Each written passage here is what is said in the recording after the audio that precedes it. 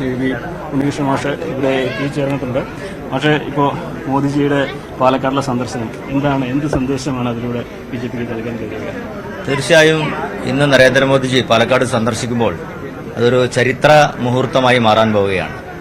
കേരളത്തിൽ NDA ചരിത്രം സൃഷ്ടിക്കുന്ന ഒരു തെരഞ്ഞെടുപ്പായിരിക്കും ഇത്. പാലക്കാട് മോദിജി വരുന്നതോടുകൂടി അതിന്റെ ആവേശം അതിന്റെ വാനോളം ഉയരുകയും ഇവിടെ മത്സരിക്കുന്ന NDAയുടെ സ്ഥാനാർത്ഥിയായ കൃഷ്ണകുമാർജിയുടെ വിജയം സുനിശ്ചിതമാക്കുകയും ചെയ്യും. രാവിലെ കൊടും ചൂടത്ത് പാലക്കാടിനെ പോലുള്ള സ്ഥലത്തെ ചൂട് നമുക്കറിയാം. ആ ചൂടിനെ അതിജീവിച്ചുകൊണ്ടാണ് 10,000-കണക്കിന് ആൾക്കാർ മോദിജിയെ സ്വീകരിക്കാൻ വേണ്ടി അതിരാവിലെ തന്നെ ഈ സുൽത്താൻപേട്ട മുതൽ അഞ്ചുവിളക്ക് വരെയുള്ള സ്ഥലങ്ങൾ എത്തിച്ചേർന്നിട്ടുള്ളത്. ഇനിയും ആയിരക്കണക്കിന് ആൾക്കാർ വരാനിരിക്കുന്നുണ്ട്. തീർച്ചയായിട്ടും നരേന്ദ്രമോദിജി കേരളത്തിന് നൽകുന്ന സന്ദേശം, അദ്ദേഹം പറഞ്ഞല്ലോ ഡബിൾ ഡിജിറ്റ് സംഖ്യ നേടുമെന്നുള്ളത്. ആ സംഖ്യ നേടാൻ വേണ്ടിയുള്ള പരിശ്രമം തന്നെയാണ് അദ്ദേഹം നടത്തിക്കൊണ്ടിരിക്കുന്നത്.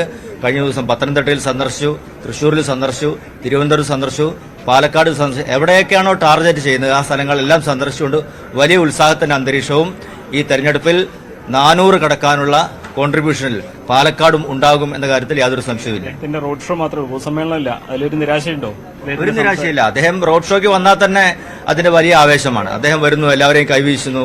ഒരു പൊതുസമ്മേളനമാണെങ്കിൽ ഒരു വളരെ ദൂരെ നിന്ന് മാത്രമേ കാണാൻ സാധിക്കൂ. ഇത് അദ്ദേഹം ജനതാദളിന്റെ അടുത്തുകൂടെ കൈവീശിക്കൊണ്ട് മുന്നേറുമ്പോൾ ഒരു പൊതുസമ്മേളനത്തെക്കാൾ വലിയ ഒരു അന്തരീക്ഷം സൃഷ്ടിക്കപ്പെടുകയും എല്ലാവരുടെയും അടുത്തെത്തി മോദി കൈവീശി പോകുന്നു എന്ന് പറയുമ്പോൾ ഇരട്ടി ആവേശമാണ് അവർക്ക് നൽകുന്നത്. പൊതുസമ്മേളനത്തെക്കാൾ വലിയ ആവേശമാണ് റോഡ് ഷോയ്ക്ക് നൽകുന്ന കാര്യം തർക്കമൊന്നുമില്ല. നിലവിലെ ഒരു മണിക്കൂർ എങ്ങനെയാണ് അതിന്റെ സമയക്രമം ഏറ്റവും അവസാനത്തെ നമുക്ക് ലഭിച്ചിട്ടുള്ളത്? 10 മുതൽ ഒരു 10:30 മണിക്ക് അദ്ദേഹം 10:15 മേഴ്സി കോളേജിന്റെ ഹെലിപ്പാഡിൽ അദ്ദേഹം ഇറങ്ങിക്കഴിഞ്ഞാൽ ഒരു 10:00 അഞ്ചുവിളക്കിൽ എത്തിക്കഴിഞ്ഞാൽ തീർച്ചയായിട്ടും 1 മണിക്കൂർ സമയം അദ്ദേഹം മുഴുവൻ ജനങ്ങളെയും അഭിസംബോധന ചെയ്തുകൊണ്ട് പാർട്ടി പ്രവർത്തകർ മാത്രമല്ല പാലക്കാടിന്റെ ഹൃദയം വികാരങ്ങൾ ഏറ്റുവാങ്ങിക്കൊണ്ട് 10,000-കണക്കിന് അമ്മമാരും സഹോദരിമാരുമാണ് ഇവിടെ എത്തിച്ചേർന്നത്. അവരുടെ എല്ലാം തന്നെ ഹൃദയത്തിൽ മോദിജി സ്ഥാനം പിടിക്കും, കൃഷ്ണകുമാർജി സ്ഥാനം പിടിക്കും. ഇത്തവണ പാലക്കാട് താമര വിരിയുമെന്ന കാര്യത്തിൽ യാതൊരു സംശയവുമില്ല. മാഷ് വളരെ തിരക്കേറിയ പ്രവർത്തനത്തിനിടയിലാണ് തൃശ്ശൂരാണ് ഫോക്കസ് ചെയ്യുന്നത്. ഇന്ന് തൃശ്ശൂരിലെ സ്ഥാനാർത്ഥികൾ ഇവിടെ ഉണ്ടോ? തൃശ്ശൂർ സ്ഥാനാർത്ഥി ഇല്ല. ഇതിപ്പോ റോഡ് ഷോ ആയതുകൊണ്ട് സ്ഥാനാർത്ഥികളാരും തന്നെ ഇവിടെ വന്നിട്ടില്ല.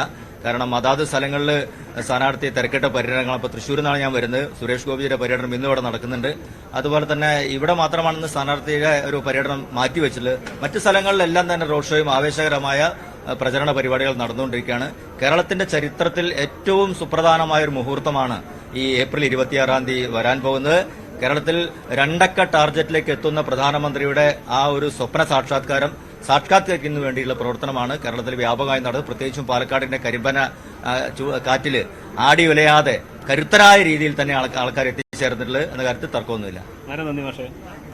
തിരക്കിലാണ്, എങ്കിലും അത്രയും സമയം നമ്മുടെ പദ്ധതി ചെലവഴിച്ചു. നമുക്ക് ഇവിടെ ആളുകളൊക്കെ തന്നെ യുവാക്കളായിട്ടുള്ളവർ പലരും. നിങ്ങളൊക്കെ ഇവിടുത്തുകാരാണോ? പാർട്ടി പ്രവർത്തകരാണോ? അതെ. എന്താണ് ഇപ്പോൾ മോദിയെ അടുത്ത് കാണാൻ കഴിയുന്ന അവസരത്തെ കുറിച്ച് തോന്നുന്നത്?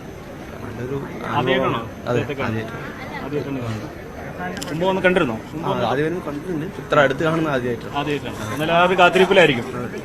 അവർക്ക് വാക്കുകൾ കിട്ടുന്നില്ല, കാരണം അപ്രതീക്ഷിതമാണ്. എന്തായാലും നമ്മൾ അവിടെ തന്നെയാണ്. അപ്പം മോദിജി ഞങ്ങൾ പാലക്കാട് വന്നുകൊണ്ടിരിക്കുകയാണ്.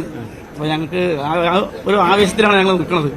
ആ ഒരു നിമിഷം മൂപ്പരെ കാണാനുള്ള ഭയങ്കരമായൊരു എന്റെ മോനടക്കം. ആരെ വന്നിരിക്കുന്നത്? ആരെ വന്ന് അവൻ രാവിലെ തൊട്ട് പറയണേ. മുമ്പ് കഴിഞ്ഞ തവണ അദ്ദേഹം വന്നപ്പോൾ കാണാൻ പറ്റിയിരുന്നോ? ഓ പിന്നെന്താ. അപ്പൊ ഞങ്ങൾ ഉണ്ടായിരുന്നു അവിടെ. എങ്ങനെയാണ് അദ്ദേഹത്തിന് സന്ദർശനം ഈ ഇലക്ഷന് എത്രമാത്രം കരുത്ത് നൽകുന്നത്? എന്തായാലും ഉറപ്പല്ലേ. ഇവരൊക്കെ വന്നു കഴിഞ്ഞാൽ പിന്നെ നമുക്കിവിടെ പറയേണ്ട ആവശ്യമില്ല. പിന്നെന്താ, സംശയിക്കുക വേണ്ട. പാലക്കാട് ഞങ്ങൾ പിടിച്ചിരിക്കും എന്തായാലും. പാലക്കാട് മാത്രമല്ല, ബാക്കി കുറെ ഭാഗങ്ങളുണ്ടല്ലോ. തിരുവനന്തപുരം, കോഴിക്കോട്, തൃശ്ശൂര്. ഡബിൾ ഡിജിറ്റാണ് മോഡി പറയുന്നത് അല്ലേ? പിടിച്ചിരിക്കും.